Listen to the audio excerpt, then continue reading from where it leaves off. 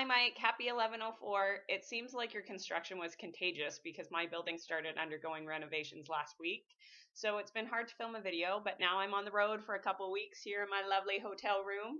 So this week's video is inspired by your video regarding the 11 really weird theater superstitions, because there's a lot of really weird stuff that happens in theaters, especially hauntings. So my video this week is 11 haunted theaters and theater ghosts. We'll start our journey where there's probably the most haunted theaters, the UK, at the Royal Theatre, Drury Lane in London, which is haunted by the Man in Grey, a young man in a powdered wig, white ruffled shirt, grey riding cloak, and three-cornered hat, who often materializes on one side of the upper circle and then crosses to the other side where he astonishes witnesses by melting into the wall. Theatre number 2 is also in London, the Fortune Theatre, where The Woman in Black is one of the longest running plays in London's West End.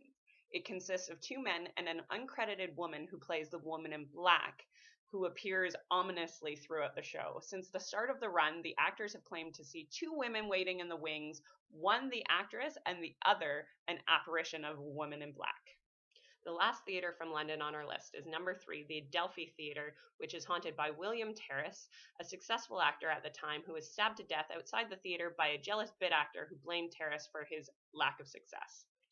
For number 4, we traveled to France and the Paris Opera House, setting of the beloved story Phantom of the Opera, which was inspired by a mysterious apartment, and some say corpse, found in the theater in the early 20th century. But that is not the theater's actual resident ghost.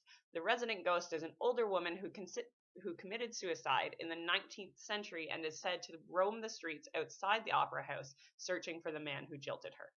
Number 5 is St. James Theatre in Wellington, New Zealand, which is haunted by Yuri, a Russian acrobat who fell to his death during a performance.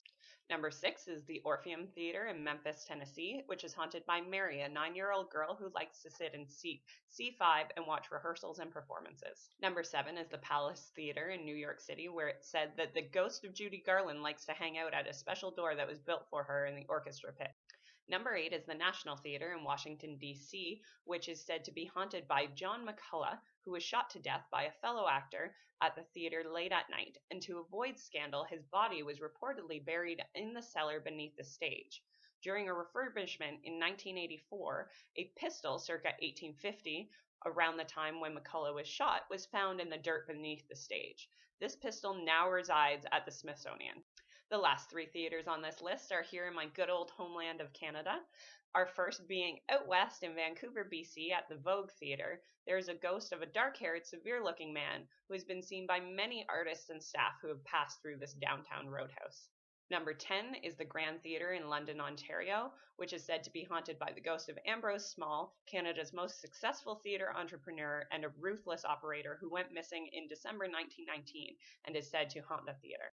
And finally, bringing it back to my home in my native land, number 11, the N-Wave Theatre in Toronto, Ontario, which is an old ice house facility that was transformed into a theatre in 1992. It's said it has 3 ghosts roaming its halls, a man who wanders through the facility, a child playing hide and seek, and a woman who sits in the house waiting for the show to begin.